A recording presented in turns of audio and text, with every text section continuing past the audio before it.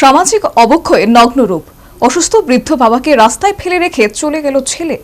অসহায় পিতার অসহায়ত্ব দেখে কিংকর্তব্য বিমূঢ় সমাজ। শুভবুদ্ধি সম্পন্নদের প্রশ্ন, সমাজটা কোন পথে? দুপুরেই নজরে আসে রাতে রহস্য উদ্ঘাটন।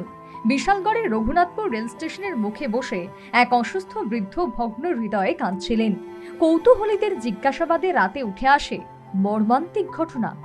বৃদ্ধের নাম তরুণ চৌধুরী, বাড়ি পার্শ্ববর্তী রাজ্য অসমে। ছেলে বিষ্ণু চৌধুরী উপার্জনশীল, কিন্তু অসুস্থ বাবার দায়িত্ব পালনে নারাজ। তাই গাড়ি করে এনে বাবাকে বিশালগড়ের রঘুনাথপুর রেল স্টেশনের মুখে ফেলে রেখে চলে যায় ওই গুণধর ছেলে বিষ্ণু চৌধুরী।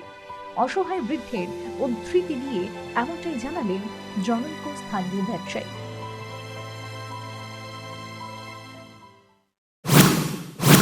আমি যখন দুপুরবেলা বাড়িতে যাই, বাড়িতে খাওয়া দোকানে যাই, তখন দিয়ে একটা বয়স্ক লোক এখানে ফেলে দিচ্ছে।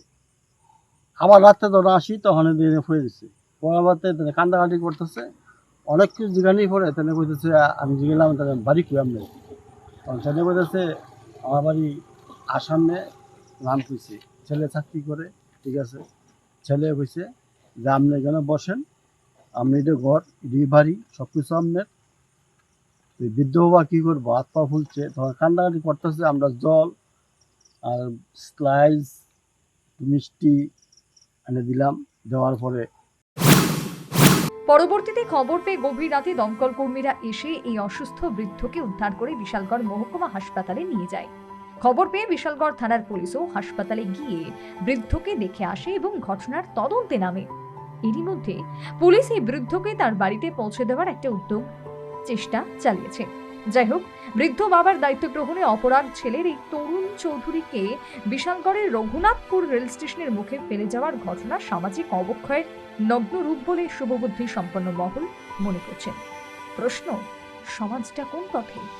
Bureau report, news vanguard.